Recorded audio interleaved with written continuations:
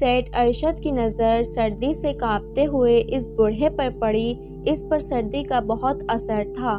इसकी कमर झुकी हुई थी। सेठ अरशद को इस पर बहुत तरस आया। इसने 500 का नोट इसके हाथ में थमा दिया और अपने दफ्तर की तरफ बढ़ गया।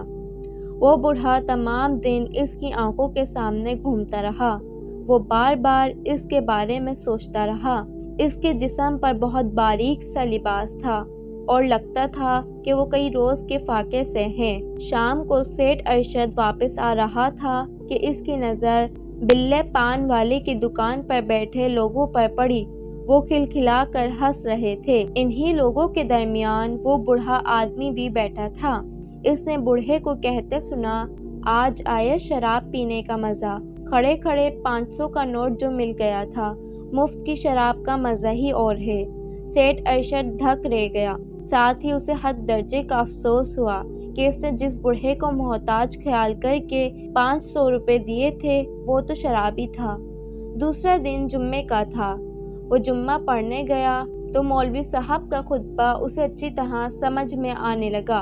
वो कह रहे थे, आदमी का माल इसी जगह ही खर्च होगा जैसा कि इसने कमाया था।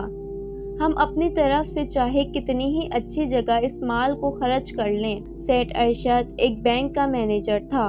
उसे मालूम था बैंक की कमाई हलाल नहीं, लेकिन इस आमदनी को छोड़ने की इसमें जुर्रत नहीं थी। नमाज जुम्मा के बाद इसने सोचा मौलाना साहब की बात को आजमा कर देखना चाहिए। चुनाचा अगले रोज इसने बैंक की कमाई के बजाय अपनी मेहनत से कुछ पैसे कमाए और इनको लेकर बाजार गया।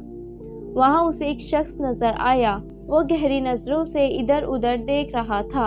इसके चेहरे पर परेशानी के आसार थे।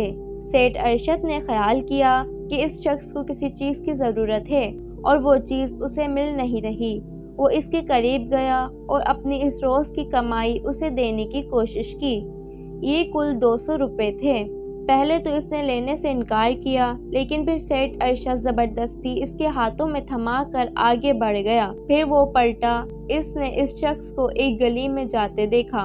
वो भी इसके पीछे चला गया। वो देखना चाहता था कि वो इन पैसों का क्या करता है। 2-3 गलियां गुजरने के बाद इस शख्स ने अपने कपड़ों में छुपाई हुई चीज फेंक दी। अब सेठ अरशद तेजी से आगे बढ़ा और इस चीज को देखा। वो एक मरी हुई मुर्गी थी। सेठ अरशद इसके रास्ते में खड़ा हो गया और पूछा, ये क्या? तुमने कपड़े में मरी हुई मुर्गी छुपा रखी थी और अब इसको फेंक दिया, ये क्या बात हुई भला?